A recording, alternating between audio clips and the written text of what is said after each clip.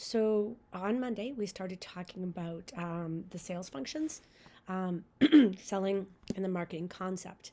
All right. So just as a quick, I guess, just as a quick recap, um, you should really be kind of focusing your attention on what the selling function is. So remember, it's the umbrella. So we have an umbrella, and as the 7 functions of marketing, selling is one of those. Okay. Um, oh, geez, I just knocked off my glasses. Um, so with that being said, the selling function is one function of marketing. Okay, the purpose and goal of which, okay, with the selling is to help customers make satisfying buying decisions, so that ultimately it creates an ongoing profitable relationship with their customers. So remember, when you're going to be doing your role plays and your boss has asked you to develop um, kind of rethink the company in general. You're going to want to think about everything about the company, right? So one of those things is going to be, how do your salespeople work within the business, right? And so part of that selling process is, if you don't have good salespeople, if you do not have good personal sellers, it's going to be next to impossible to create that ongoing profitable relationship with your customers. Okay. If you do not help those customers make satisfying buying decisions, they're not going to end up coming back to you. They're not going to end up becoming loyal customers. So, one of the things I do want you to remember is this. This is a really important kind of DECA statement that you could probably use in the majority of role plays that you have. With that being said, too, you would want to add on something to this. If this was going to be your slide, you would want to add something to this, which might say something like, whoops, 80/20. So you might say something like, well, this is because, basically the 80/20 rule means that 80% of a company's sales come from 20% of their loyal customers. And those loyal customers are going to be the ones that you helped make satisfying decisions, and that you were able to create that long term relationship with them. Okay? All right. So the term CRM, customer relationship management, is really important. So it's just developing that relationship. So it's ultimately, that's what you're doing. So by doing this, you're developing good customer relationship management. Okay. And what that means is it's a system that involves finding customers and keeping them satisfied. And again, if you do that, you are going to have that ongoing profitable relationship. We talked, and so one of those things that I was talking about yesterday or the other day in class is, what do sales managers do? Okay, these are the kind of primary things that they're responsible for: understanding what the legal and ethical implications are, compensation, understanding that your sales staff needs to be compensated appropriately, and sometimes that's by giving them bonuses if they reach their sales quotas. Understanding that developing a good training program is essential to have good employees. So if you get a role play, or case study role play, that talks about how customers are complaining that the sales staff is not very helpful, maybe they're unfriendly. One of the things that you're going to do is, so if you think about it, every business is a marketing mix, right? The 4 P's of marketing: product, place, price, and promotion. If something goes wrong with any of those, if that arrow doesn't reach your target market, okay, you're not going to be as successful as you could be. So part of your product strategies is not necessarily just the products that the goods that you sell. The product is your whole company. So your part of your product is your sales staff. So if your sales staff is not effective, you might want to come up with a strategy saying that you're going to develop a training program for them, and then talk about what your training program would focus on. Okay. Jumping forward with that, if anybody wants to take that note down, one of the things, it's like I just do like little DECA tricks sometimes. So when you're thinking about a training program, you might want to think about the term pesos. So it's not obviously a currency, which is probably what you guys thought of when I first wrote it, but rather kind of how you could set up a training program. So the first thing would be is making sure that you're prepared, meaning that you know that you've kind of organized everything that you want your employees to be responsible for and talking about them. So explaining, so prepare, explain. Just like I do with you guys, I then show you how to do something. So if I just told you to do a role play, you would have no idea how to do one. Okay? I needed to show you how to do it. You put the title at the top. Do DECA, define, explain, connect back to the case study, go above and beyond, show visuals, come up with your ideas, tell me what your strategies are going to be to solve the problem. Okay? So I show you. I then observe. So that's when I give you guys your feedback, right? So if I'm looking at your most recent project, which was a case study, okay, I'm going to listen to what you say. So in other words, and I'm going to look at what you put on your slides. So I'm observing. I don't just observe and I not give you feedback. I then, okay, again, so prepare, explain, show, observe, and then what I call supervise, meaning like I now give you like critique and let you know this is great. You're doing a wonderful job on this. However, this is what you have to do a little bit more. So again, in the back of your notebook, I want you guys to start putting in some DECA things. Okay, this is one of those DECA things that I think you should put in there. So for training, so if you're setting up a training program, you're going to do PESOs, prepare, explain, show, observe, supervise. Okay. Okay. So let me keep going with this. I told you that we didn't really have to talk about a call report. Now everything's more digital, so you don't really need to create a call report. Everything is automatically generated. We talked about a quota. So a quota is basically a set amount, maybe monetary or value wise, meaning like you have to sell 2 cars within a month, or you have to sell $100,000 worth of sales. It could be any type of set value within a period of time. Okay. If you're a good salesperson, you should be able to reach your sales quotas. Okay. If you exceed your quota, that's usually when companies will compensate you through like some type of bonus system, and that encourages people to work harder and be better at what they're doing. Okay. We talked about like kind of the do's and don'ts of legal and ethical behavior. So do not engage in hard sell tactics because what that's going to do is it's ultimately going to make somebody not happy. Do not make promises that you cannot keep. Remember, the sales orders and purchase orders are legal documents. So you have to make sure that your sales orders and your purchase orders, meaning like kind of what you write up, is done appropriately because they are legal. So if somebody comes back at you for maybe that unethical behavior, it could come back to you because of that. Okay.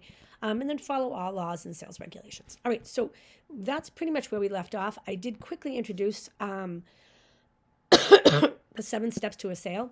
So I kind of told you to remember them through thinking about a disease, which is, it reminds me of like chicken pox, but and pox. So it's how you approach a customer. It's how you determine their needs, making sure that you really listen to them. You present the products. So remember, one of the things I told you guys is never present more than 3. Okay. And what this will allow you to do is it'll allow you to talk about each product and its features without being too overwhelming. And what typically you do is you remove one and then reintroduce another one if that customer knows it's not something that they really want. Okay. You need to then overcome objections and then ultimately know when it is time to close the sale. You don't want to do it too quickly.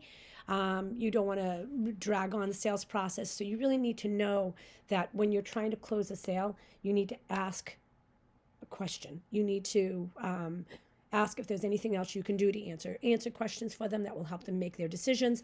So again, if you get a role play that talks about making a sale, or that you need to develop a training program, to make a sale. You can talk about AMPOX, how you have to basically create a training program that will allow the salespeople to really understand how to go about their job. So it's through AMPOX, okay?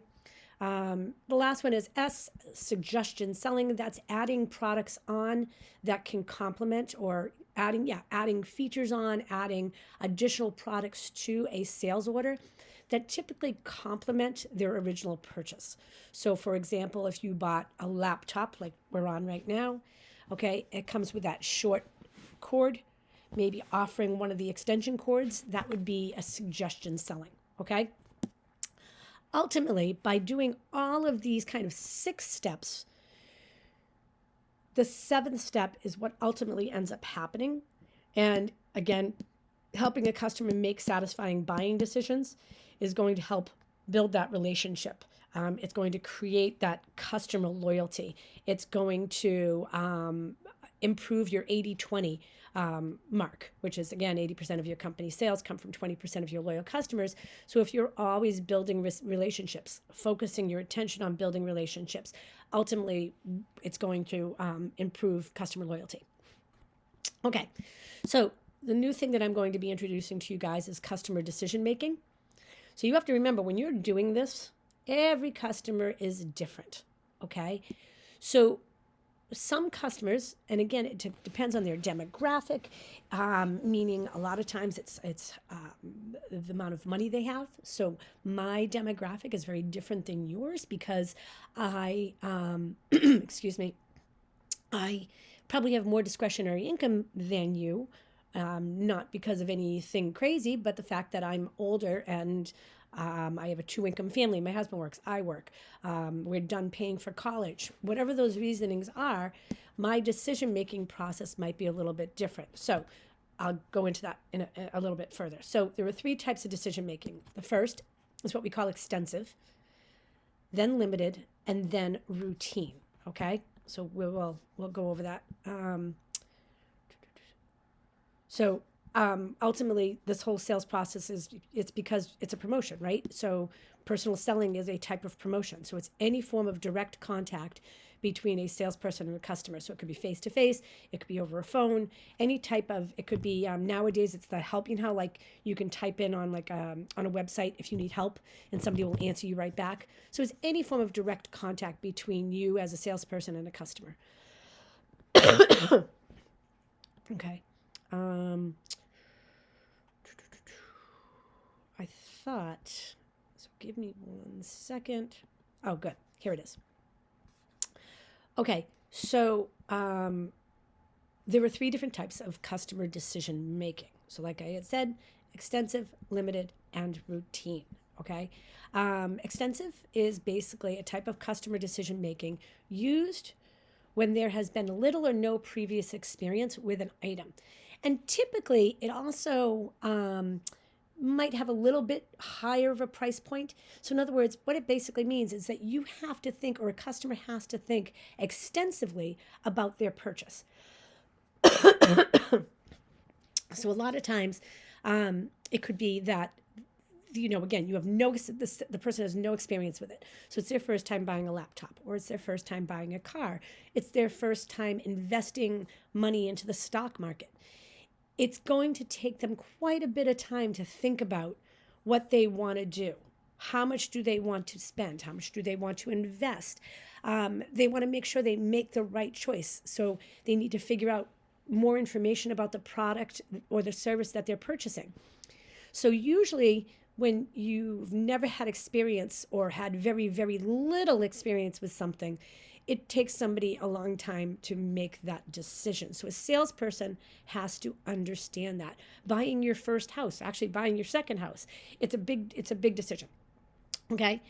Limited decision making, and the slide is kind of funny. It must have like kind of skewed up. So hold on, let me see if I can move this a little bit. Okay, that's a little bit better. Limited decision making is used when a person buys goods or services that he or she has purchased before, but maybe not regularly. So again, I've purchased a laptop before. Okay, maybe I knew I liked my MacBook Air, so it's still, though, it might be something that I still want to see if new products have come out, if there's one that might fit my needs a little bit more.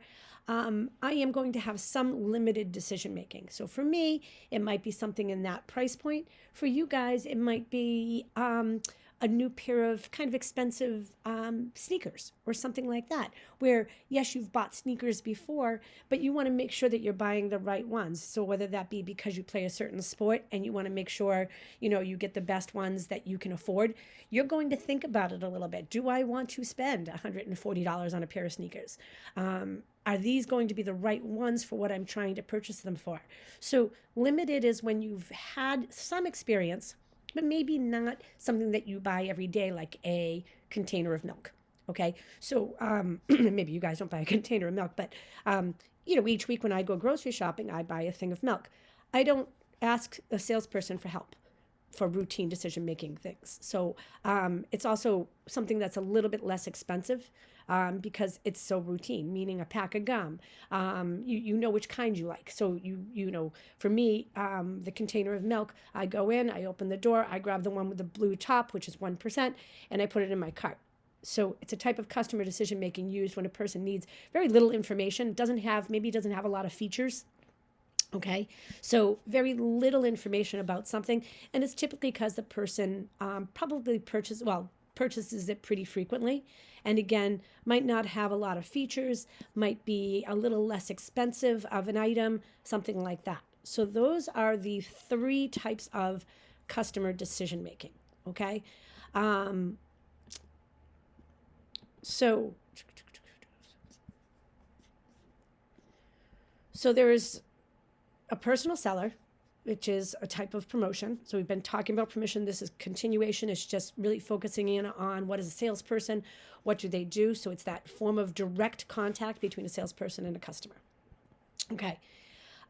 So I love little diagrams like this because it does show you that extensive decision making, little or no experience, high degree of perceived risk, meaning that if you're spending a lot of money, that's pretty risky behavior, right? You go to buy a house, it's hundreds of thousands of dollars. So you need to make sure, with risk, kind of money is associated with that, okay? And it typically has a high value to the customers. Limited, again, is items that have been purchased before. Moderate degree of perceived risk, meaning again, it might have a bit of a higher price point, but maybe not something like, a house or a car. You have some experience with it, so you're going to have a little bit easier of a time making that decision. And then routine is items purchased regularly, very low degree of risk, meaning again, typically a low price point. Okay, so that is the end of this section. Okay. And again, there is actually some of these in my classroom, but it's kind of just, it shows you the steps to the sale. So they did it as steps. So it's like a disease and pox, if you can remember that. There's 6 typical steps to a sale, but ultimately that 7th step is building that relationship with the consumer. Okay, that's it for now.